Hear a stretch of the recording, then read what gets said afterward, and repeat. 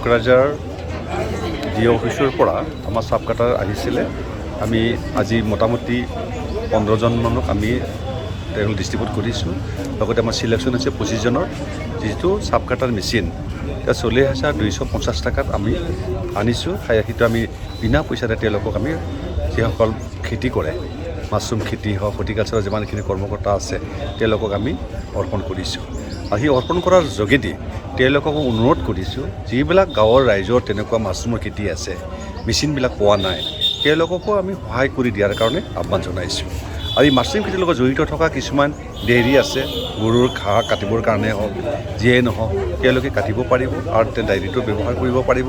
মাছৰুমৰ খেতিৰ লগত জড়িত ৰাখি যদি চিলিণ্ডাৰ ভৰাই লোৱাৰ পাছতো আমাৰ বহি থাকে, গতিকে ওচৰে পাঁজৰে থকা মানুহবিলাকক গৈ পেলাই তেওঁলোকে আহি নিজৰ যে ঘাঁহখিনি কাটি নিব পাৰিব আৰু কাটি নিয়াৰ লগে লগে মাছৰুমৰ চিলিণ্ডাৰ বনাব পাৰিব।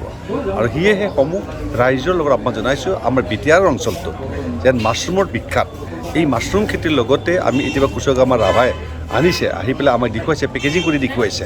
এই পেকেজিং মতে বহুত লাভান্বিত হৈছে আৰু আগন্তুক লাভান্বিত হ'ব।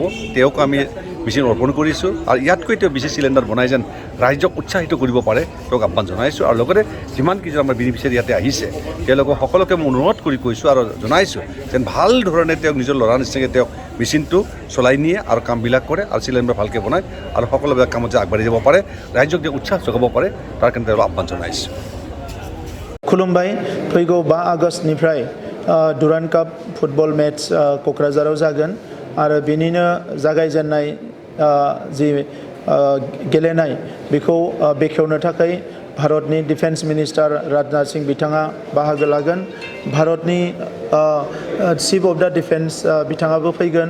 आसामनि जोंनि बयनिबो मानिजानाय chief minister doctor Himanta Biswa Sarma बिथाङाबो बाहागो लाफैगोन आरो बिथांजों लोगोसे गोबां डिग्निटारिसफोर फैगोन आरो गासै 9 गुबुन गुबुन टीमा बेवहाय बाहागो लागोन।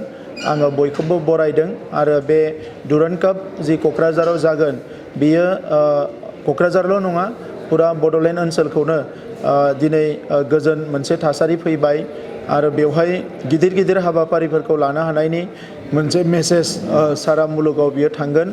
आरो बेजों लोगोसे जोङो जायखौ हास्थायदोंमोन जे बड'लेण्ड ओनसोलखौ मुलुगनि मानसिफ्रा मिथिनांगौ, जोंनि ओनसोलाबो जौगानांगौ, दा बे बिथिङाव जोङो आगानसे आवगायलांनो हाबावगोन होननानै आं मिजिंथिदों।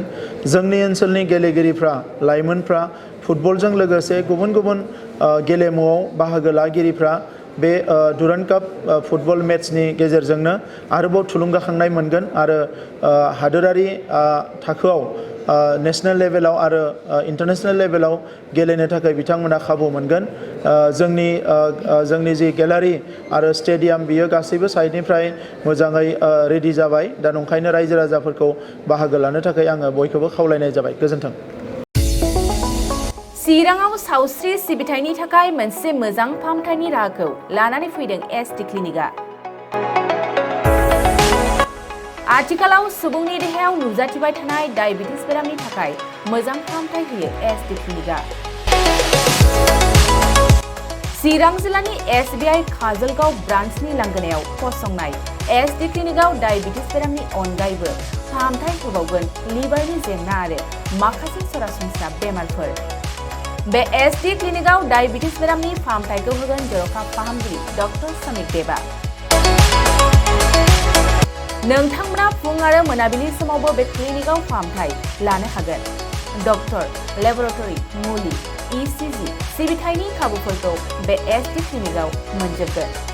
जुदि एसटि क्लिनिकआव रायजो राजाफ्रा गाव गावनि देहायारि जेंनाखौ फाहामथाय लानोबा नैबे मबाइल नम्बर 7002293924 एबा 9954687226 आव थोंजों मुं थिसननो हागोन।